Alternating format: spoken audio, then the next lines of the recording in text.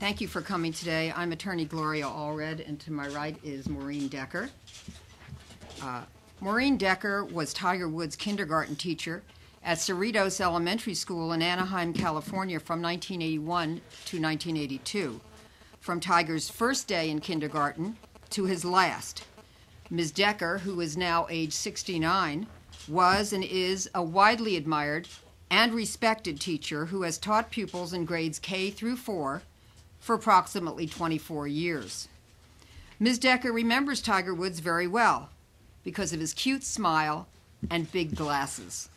Also, she remembers him as being intense and a perfectionist, even at that young age.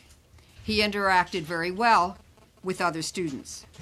Ms. Decker was therefore shocked when she first learned some time ago of Tiger Woods' statement alleging that he was the victim of an alleged shocking, violent, racial attack on him the first day of kindergarten.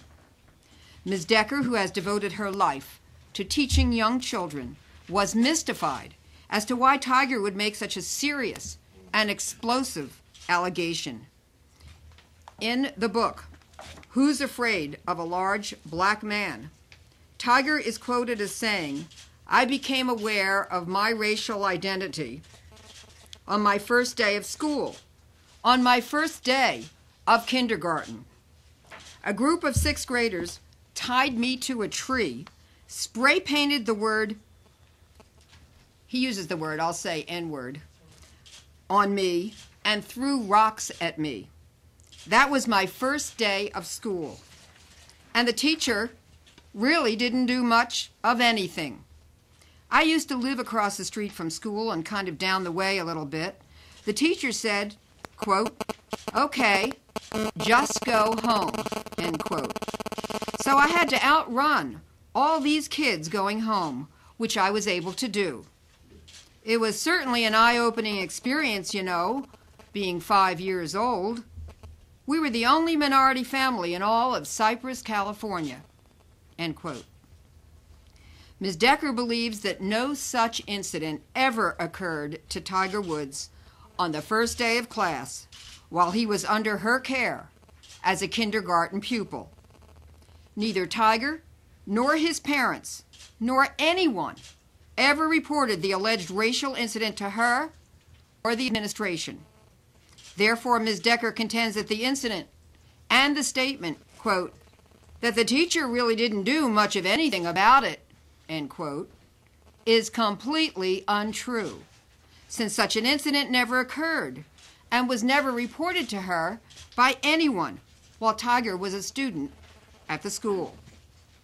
Under the circumstances where a dedicated kindergarten teacher has been unfairly slandered and maligned for motives that could only be speculated about, we think it is time for Tiger Woods to do the right thing, which would be to retract his statement and apologize to Ms. Decker.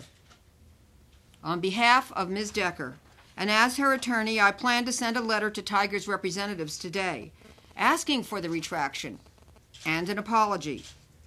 No teacher should ever be treated in such a callous and unfair manner by her pupil, especially a teacher who has been as dedicated to her students as Ms. Decker has been. The time for Tiger Woods to make direct amends to her is now. And before I introduce Ms. Decker, I will also say this is a photograph of Tiger Woods, and this is Tiger in his kindergarten class, and Ms. Decker is in the photo, looking beautiful. Thank you. You're welcome. 50 pounds thinner, too. Well, you look beautiful either way. And so that shows the class. In addition, I just want to say, and we have this in the other room, Tiger with a bloody nose is portrayed in a video which we have, which we'd be happy to show you afterwards. It's called The Tiger Woods Story, the true story of a young hero who broke records and barriers, and shows him with a bloody nose in the bathroom with the kindergarten teacher, allegedly, Right. Ms. Decker. That incident never occurred, and we'll show you that after as well. And now I'd like to introduce Ms. Decker. Would you like to move over just a little bit, please? Maureen? Yes. Thank you so much. Okay. Okay, good morning. My name is Maureen Decker. Good morning, Ms. Decker. Take that gum out of your mouth. Okay. Okay, when Tiger Woods went on the talk show circuit, I was shocked, saddened, and disappointed by his false accusations of physical and racial abuse on his first day of school in my kindergarten class. I first heard Tiger's statements when he was interviewed by Barbara Walters.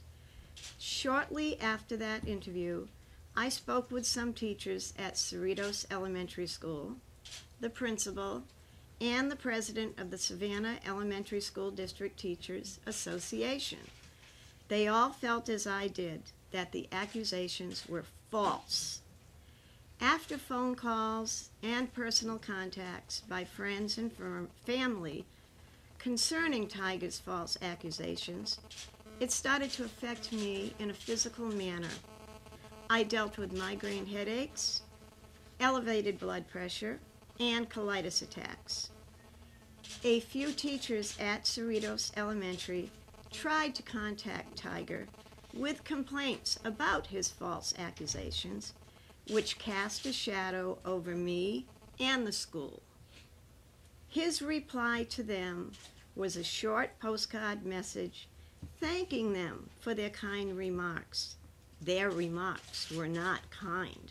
They were furious. The accusations against me were brought up again when Tiger's infidelities came to light. My friends and relatives started reminding me of how he slandered me and the school. I am still feeling the stress of the allegations. I have tried numerous times to get through to Tiger or his representatives to ask for an explanation and an apology, but no one has ever returned my calls. That is why today I am asking Tiger for a private and public apology to put my mind at ease and set the record straight.